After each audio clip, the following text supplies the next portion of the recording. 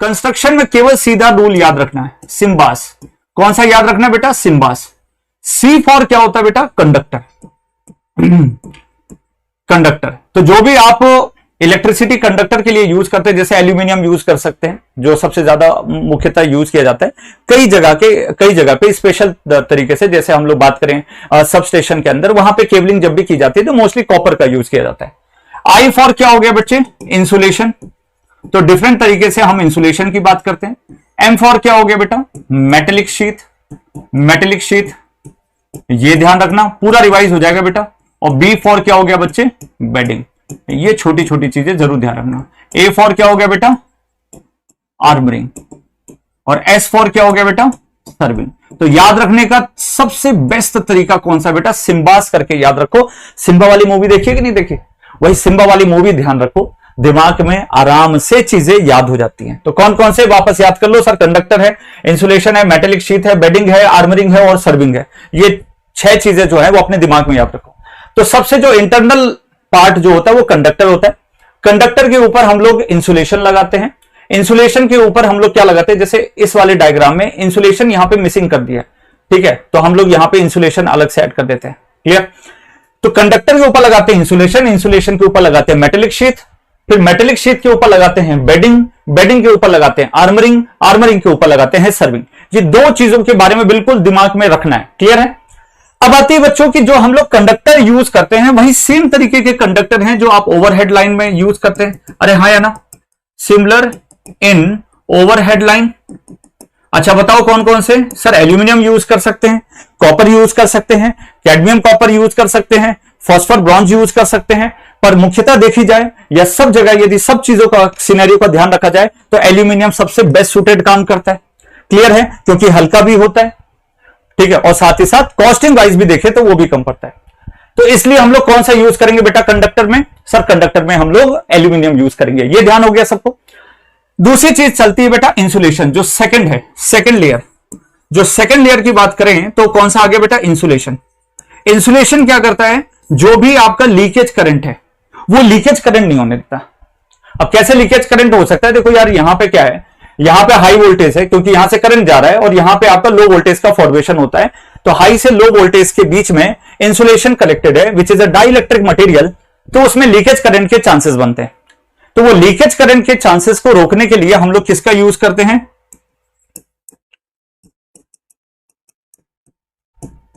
To avoid the leakage current और main current को भी अवॉइड करने के लिए। अब जैसे मान लो कि इंसुलेशन नहीं लगाओगे तो मेन करंट भी क्या होगा? यदि आप हाथ लगाते हो तो उसके कारण आपकी बॉडी के थ्रू फ्लो हो सकता है, बट बुक्स में जनरली लीकेज करंट पे ही बात की जाती है। तो आपको दोनों को ध्यान रखना है। यदि आप इंसुलेशन नहीं लगाओगे, खुद सोच के रखो, डायरेक्टली यदि किसी कंडक्टर को टच करते हो तो जो मेन करंट है, जो एक्चुअली जिसे हम बोलते हैं कंडक्टिंग करंट, वो कंडक्टिंग करंट जो है वो आपकी बॉडी से फ्लो हो जाएगा, तो इसमें जान माल का खतरा हो सकता है, इसलिए हम इसको अवॉइड करके रखते हैं। दूसरी चीज, इंसुलेशन के लिए आप क्या क्या यूज कर सकते हो? पीवीसी यूज कर सकते हैं, रबड़ यूज कर सकते हैं, ठीक है, और क्या यूज कर सकते हैं? इंप्रेग्नेटेड पेपर यूज कर सकते हैं। क्या यूज कर सकते हैं? इंप्रेग्नेटेड पेपर यूज कर सकते हैं। इंप्रेग्नेटेड पेपर यूज कर सकते हैं। और क्या कर सकते हैं? वर्निस कैम्ब्रिक यूज कर सकते हैं।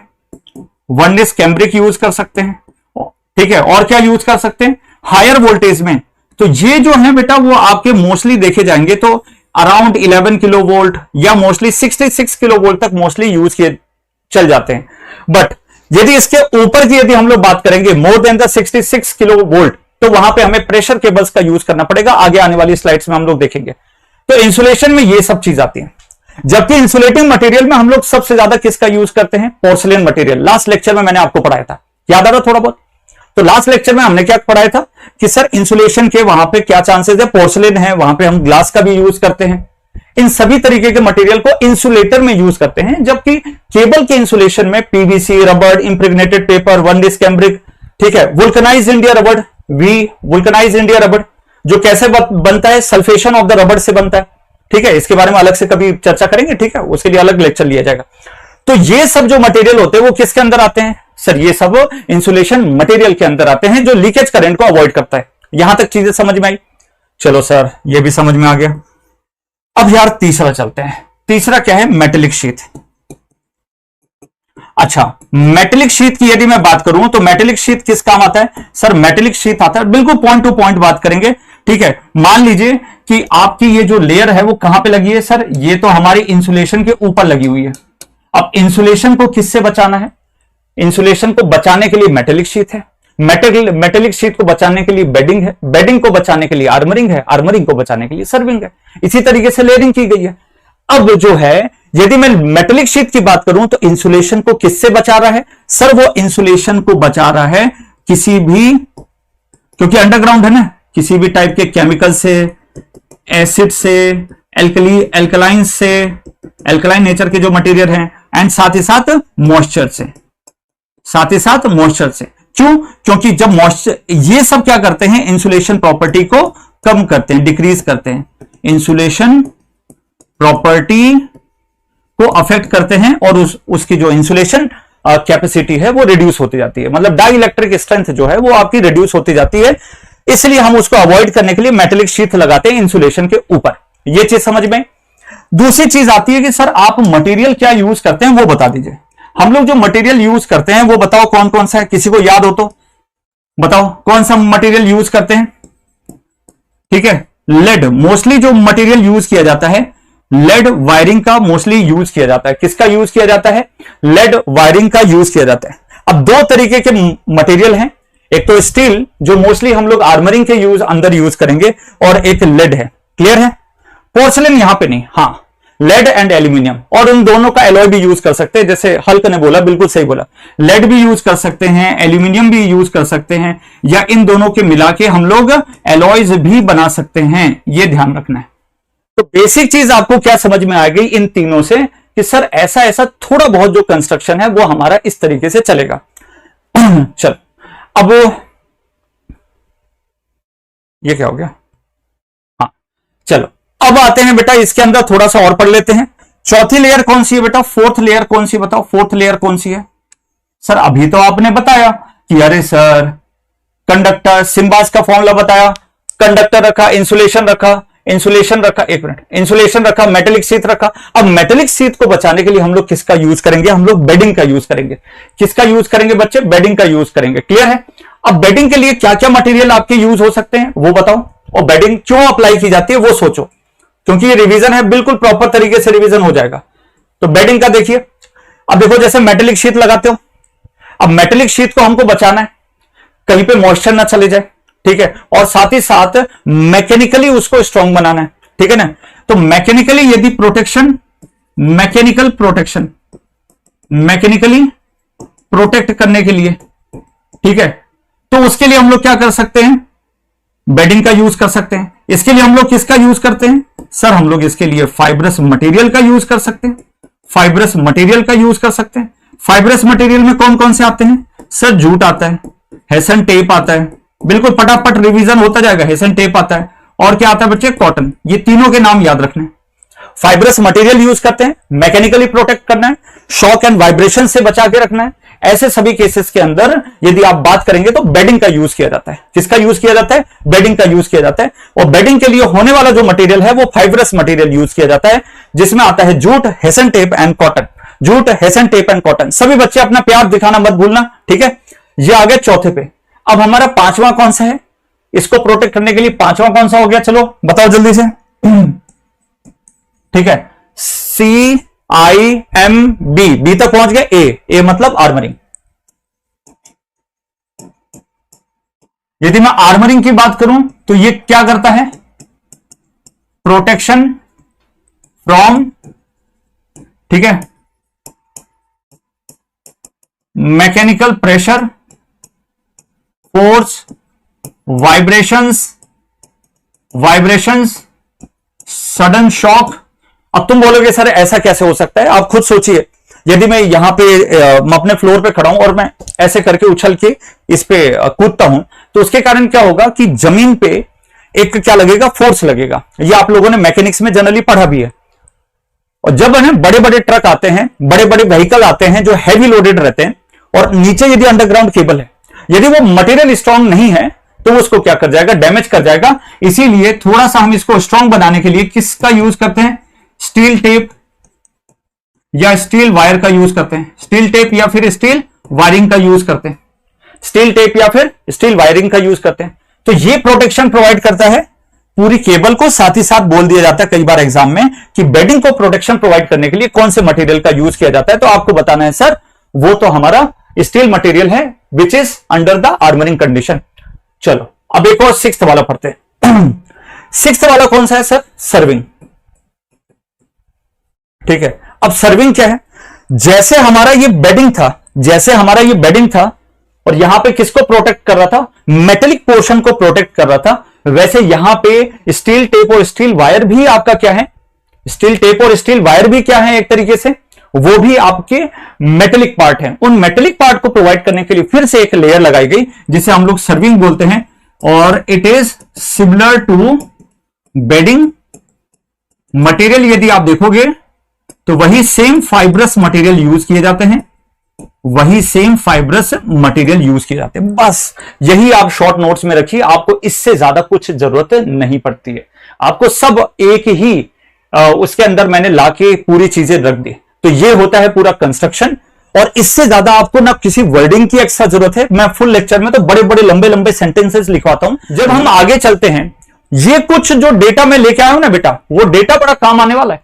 जैसे हम बोल रहे हैं कि वोल्टेज, यदि मैं अंडरग्राउंड केबल की बात करूं तो 5 टाइप के आपके रेंजेस हैं, low tension, high tension, super tension, extra high tension and extra super tension. दिमाग के अंदर याद कर लो, दिमाग के अंदर बैठा लो कि रात को 2 बजे भी मैं फोन करके पूछूं कि बेटा ईएसटी वीएसटी क्या होता है, तो तुमको ए और बै नहीं करना है, आपको डायरेक्ट बताना है कि अरे सर लो टेंशन मतलब केवल 1 किलो वोल्ट तक, ठीक है, हाई टेंशन मतलब 11 किलो वोल्ट तक, एसटी मतलब आपके 11 से 30 किलो वोल्ट तक, और ये कितना हो गया? ईएसटी मतलब 33 से 66 किलो वोल्ट तक, और ईएसटी मतलब 132 किलो वोल्ट तक। ये जो रेंज होती है वो आपको दिमाग के अंदर बैठा के रखनी है, कभी नहीं भूलना है। क्लियर? अब यदि मैं बात करूं कि केबल कौन कौन से टाइप की होती है on the basis of the voltages, वो भी बड़ी इंपॉर्टेंट है।